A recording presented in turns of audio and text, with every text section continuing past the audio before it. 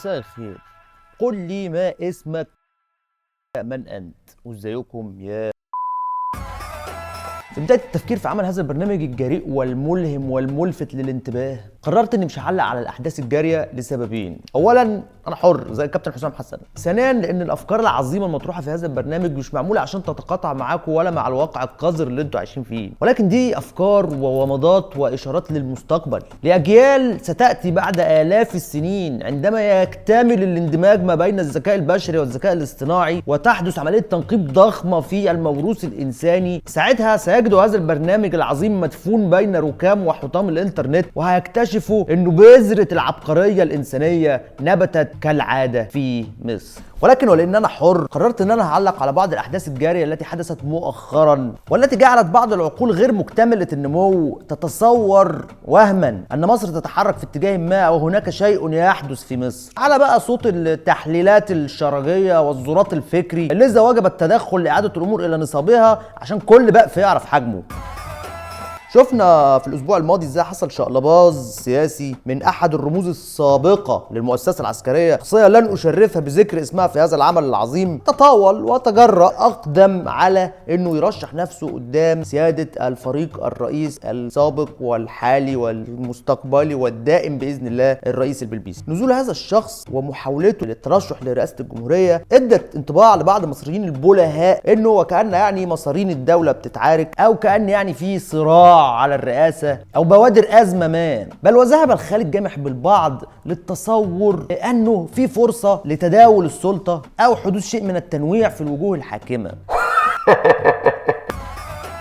هذه السذاجة المفرطة والتخلف العقلي سببهم للأسف هو أزمة المصطلحات وأزمة المسميات اللي احنا عايشين فيها. إحساس المصريين إنه في صراع على الرئاسة سببه أصلا هو إنه في مصر حاجة اسمها رئاسة. كلمة رئاسة دي بتدي انطباع خاطئ لدى المصريين، وكأن في مجموعة متجانسة من الناس بتتحرك في اتجاه ما، وهذه المجموعة ليها قائد على قمة هذه المجموعة أو في مقدمة هذه المجموعة هو اللي بيساعد المجموعة على التحرك في الاتجاه السليم. في الحالة دي القيادة أو الرئاسة هي مجرد دور بيلعبه الشخص الأصلح لهذه المهمة في هذا التوقيت، وده شيء بيتغير بتغير نوعية التحديات اللي بتواجهها المجموعة. طبعا كل هذا كلام حمصي للغاية لما تحاول انك تطبقه على تجربة فريدة من نوعها زي مصر. اولا، احنا مش مجموعة متجانسة، ولا عندنا احساس اصلا بان احنا مجموعة متجانسة، ولا عندنا احساس اصلا بان احنا مجموعة. احنا كل اربعة في مصر بيكرهوا الاربعة اللي جنبهم، والاربعة اللي جنبهم بيكرهوا الاربعة اللي قدامهم، والاربعة اللي قدامهم بيكرهوا الاربعة اللي وراهم. جوه الاربعة دول هتلاقي كل واحد بيكره الثلاثة التانيين بس ما بيقولهمش، او بيقول لكل واحد منهم ان هو بيكره الاثنين التانيين بس هو لا. سلفيين ولا مسيحيين ولا شواذ ولا زملكاويه ولا فلاحين ولا منايفه ولا صعايده ولا وهكذا. فما فيش مجموعه اصلا، ما فيش احساس بان احنا مجموعه اصلا، وده شيء عظيم بالنسبه للقياده. كل واحد ملهي في اللي جنبه، فما حدش بيضغط من اجل انه المجموعه تطالب باللي هي عايزاه، فده شيء جميل. ثانيا، مفيش حركه اصلا، يعني احنا مش مرشحين في حته، احنا قاعدين، احنا على حطه ايدك من سنه تقريبا 3 ميلاديه قاعدين. مش مثلا احنا عندنا مشروع نهضوي ابن ميتين فمحتاجين بقى القياده الحكيمه اللي تقدر تقود هذا المشروع النهضوي، لا احنا قاعدين. والقعاد عاده لا يحتاج لقياده قوي يعني. ثالثا، وده الاهم، ان احنا اصلا مش موجودين. الشعب المصري ده اصلا مش موجود.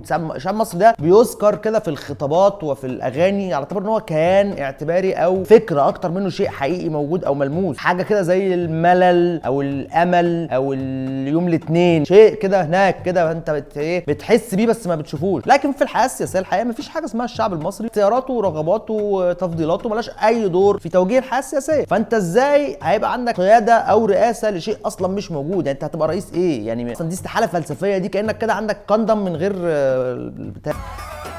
طب ازاي بقى نخرج من هذه العقده وبسرعه، لانه اصلا متكلكع تحت الهدوم لوحده؟ الحل بسيط جدا جدا، واقترحته برده من قبل على الساده المسؤولين، واعتقد ان هو بيدرس دلوقتي، وده طبعا لاني بتكلم كواقع كبير كلام غير ملزم، بتكلم كواقع كبير كلام غير ملزم.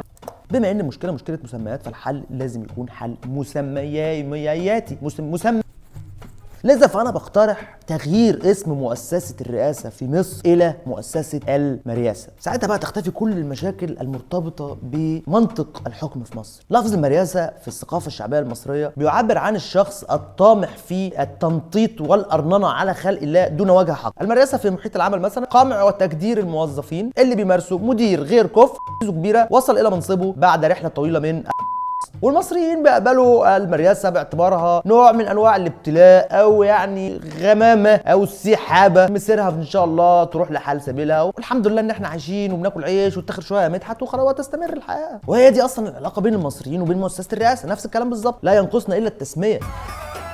مرة تانية أطالب بتغيير نظام الحكم في مصر إلى النظام المريساوي.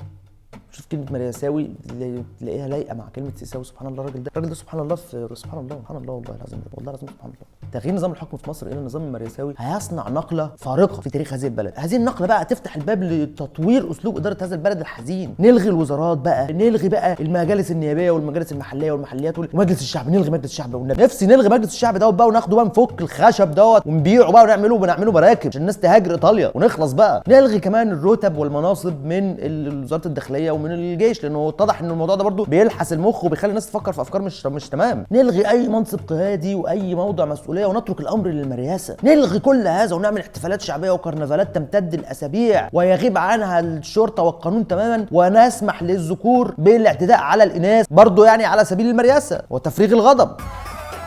تغيير الاسم هيدي رسالة للعالم انه مصر حضارة مريساوية بالفطرة، وسيجعل الامر يبدو كفلسفة حكم وليس مجرد نتيجة عرضية لفشل جماعي كبير. هينسي بقى المصريين تماما كل الاوهام والافكار المضطربة يا عيني اللي عندهم اللي ليها علاقة بتداول الحكم والاشتراك في السلطة وكل الكلام الفارغ وقلة الادب والسفالة دي. احنا اصلا عايشين في حقبة نيوليبرالية قذرة معتمدة بشكل كامل على البراندنج والتسليع. الناس ممكن تشتري لا مؤاخذة في الكلمة ليط لو هي بس متغلفه في ورق معمول له ديزاين وعليها لوجو اسمها انتربرنور